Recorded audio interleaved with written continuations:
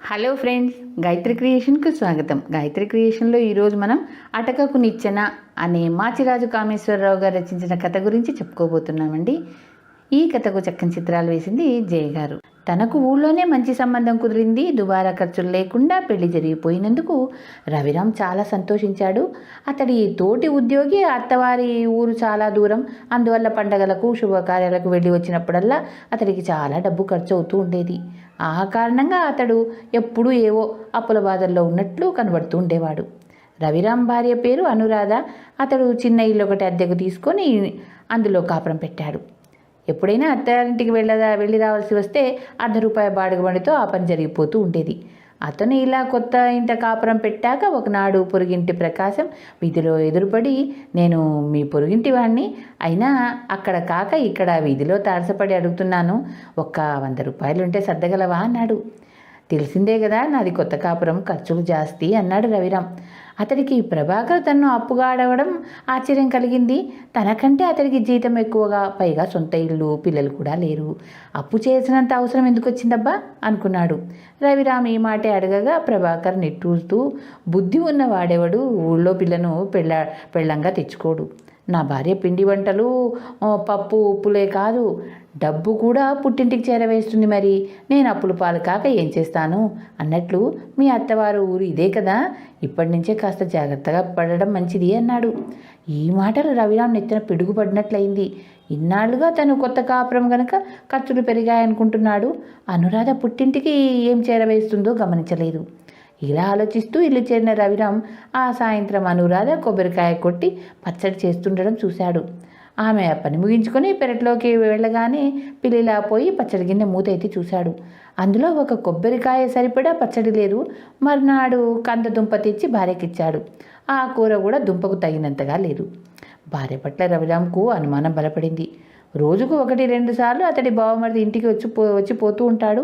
అనురాధ తమ్ముడి ద్వారా తన వండినవన్నీ పుట్టింటికి పంపుతుందన్నమాట.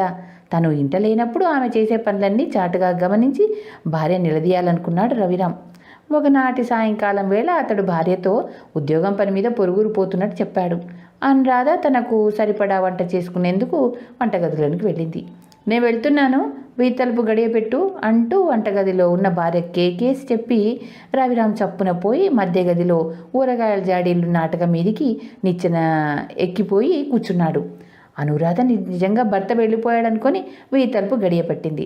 వంటగదిలోనికి పోతుండగా అటకకు ఆనిచ్చి ఉన్న నిచ్చెన కాలికి తగిలి పడబోయి నిలదొక్కుంది. ఆమె నిచ్చెనను తిట్టుకుంటూ దాన్ని అవతలకు లాగి గోడవారిగా చెరగిలేసి వంటగదిలోనికి వెళ్ళిపోయింది. కొద్దిసేపటి తర్వాత వీతలుపు చప్పుడైంది. ఓహో, బావమరిది గారు వచ్చి వేయించేశారనమాట అనుకున్నాడు రవిరామ్ కసిగా. అనురాధ వస్తున్నా అంటూ వెళ్ళి తలుపు తెరిచి మరుక్షణంలోనే బాడుగ బండి పిలుచుకురా అంటూ ఇంట్లోకి వచ్చి పొయ్యి మీద నుంచి అన్నం దింపేసి పెట్టెలోంచి డబ్బు తీసుకొని కొంగున ముడేసుకొని వీతాళం పెట్టి వెళ్ళిపోయింది. అనుమానించిందంతా అయింది. తమ్ముడు రాగానే డబ్బు మూట కట్టుకొని బయలుదేరినమాట అనుకుంటూ అటక మీద ఉన్న రవిరామ్ పళ్ళు కొరికాడు. కొద్దిసేపు గడిచేసరికి రవిరామ్కు అటక మీద ఎర్రచీమల బాధ మొదలైంది. అతడు 1-2 నిమిషాలు వాటి బాధ భరించి ఇక ఓర్చుకోలేక అటక మించి కిందికి దూకుదామనుకున్నాడు. కానీ అటక చాలా ఎత్తుగా ఉంది. దూకడంలో ఏ కాలో చేయో విరగచ్చు. ఇప్పుడు ఏం చేయడమా అని రవిరామ్ మదన పడుతున్నంతలో వీతలుపు తెచ్చిన శబ్దం వినబడింది. అతడికి ప్రాణం లేచొచ్చినట్టయింది. కానీ ఆ వచ్చినవాడొక దొంగ. వాడు మారుతాళం చెవితో తలుపు తెరిచి లోపల గడియ పెట్టి ఇంట్లోకి వస్తూనే దీపం వెలిగించి పెట్టెలు తెరిచి డబ్బు, విలువైన వస్తువులు ఏమైనా దొరుకుతాయేమని వెతకసాగాడు. అటక మీద వంగి కూర్చొని మెడ నడుము నొప్పి పెడుతుండగా, ఎర్రచీమల కసిగా శరీరాన్ని కుడుతుండగా నరకయాతన పడుతున్న రవిరామ్కు ఆ సమయంలో దొంగవాడే ఆపద్బాంధవుడిగా కనిపించాడు. రవిరామ్ కాస్త గొంతు సవరించుకొని, అన్నా, గోడవారగా ఉన్న నిచ్చెన్ను కొంచెం అటకకు చేరవేస్తావా, ఇక్కడ ప్రాణానికే ముప్పు కలిగేలా ఉంది అన్నాడు. దొంగ ఉలిక్కి పడుతూనే అటకకేసి చూసి, అక్కడ ఉన్నవాడు మరొక దొంగ అయి ఉంటాడనుకొని, ఒరే తమ్ముడు, నీలాంటి కుర్రకుంకలంతా దొంగతనాలకు దిగి మా బోటి వాళ్ళ పరువు తీసేస్తున్నారు. దాగడానికి నీకు అటక తప్ప మరేం కనబడలేదా, దిగు అంటూ నిచ్చెన అటకకు చేరవేశాడు. రవిరామ్ బతుకు జీవుడా అనుకుంటూ కిందికి రాగానే దొంగ, దొరికిన వాటిలో సగం అన్నావంటే ఒళ్ళు చీరేస్తాను. అటక నుంచి దింపినందుకు మర్యాదగా నాకు ఈ ఇంట దొరికే వస్తువులు మూట కట్టేందుకు సాయపడు అన్నాడు. ఇల్లంతా గాలించినా దొంగకు విలువైన వస్తువు ఏది కనపడలేదు. వాడు కోపంగా, తెల్లవారి ఎవడి మొహం చూశానో ఏమో, ఈ దరిద్రం ఇంటికి వచ్చాను అన్నాడు. రవిరామ్కు మనసు చివుక్కుమన్నది. భార్య పెట్టెలో ఉన్న డబ్బంతా తీసుకుపోయినందుకు చాలా సంతోషించాడు. కాస్త ఖరీదైన వస్తువు ఏం దొరక్కపోయినా ఈ దరిద్రుల ఇంత తిండైనా దొరుకుతుందో లేదో అంటూ దొంగ వంటగదిలో వెతగ్గా అతడికి అన్నం తప్ప మరేమీ కనబడలేదు. ఏ కూరో నారో లేకుండా ఈ చప్పడి మెతుకులు ఎలా తినడం? వీధివాకిలి తాళం తప్ప ఈ ఇంట పనికి వచ్చే వస్తువు మరేదీ లేనట్టుంది. వెళ్ళేటప్పుడు అదే తీసుకుపోతాను అన్నాడు దొంగ కసిగా. అలాగే చేద్దు గాని పైన అటక మీద ఊరగాయలు జాడీలున్నవి, వాటిల్లో ఒకటి దింపు, హాయిగా భోంచేయచ్చు అన్నాడు రవిరామ్. దొంగ నిచ్చెన మీదుగా అటక చేరాడు. రవిరామ్ నిచ్చెన లాగి గోడవారుగా పెడుతూ, నువ్వు అనుకున్నట్లు నేను దొంగను కాను, ఈ ఇంటి యజమాని, త్వరలోనే నిన్ను జైలుకు పంపుతాను, సరేనా అన్నాడు. ఇంతలో వీధి తలుపు చప్పుడు కావడంతో రవిరామ్ వెళ్ళి తలుపు తెచ్చాడు. అనురాధ లోపలికి వస్తూనే, మీరు ఊరికి వెళ్ళలేదా? తాళం ఎలా తీశారు? ఈరోజు ఎంత ప్రమాదం జరిగిందో తెలుసా అన్నది ఆయాసపడుతూ. రవిరామ్కు భార్య మాటలు ఏమాత్రం బోధపడలేదు. ఆమె ఇలా చెప్పింది, మీరు వెళ్ళిన కాసేపటికి ఎవడో వచ్చి మీరు ప్రయాణిస్తున్న బాడుగ బండి కారులో బోల్తా కొట్టిందని, మీకు బాగా దెబ్బలు తగిలాయని చెప్పాడు. నేను అడలిపోతూ డబ్బు కొంగున కట్టుకొని బాడుగ బండిలో ఆ వార్త తెచ్చిన వాడి వెంట బయలుదేరాను. ఆ బండివాడు వీడు తోడు దొంగలు. దారిలో కత్తి చూపి నా దగ్గర ఉన్న డబ్బంతా గుంజుకున్నారు.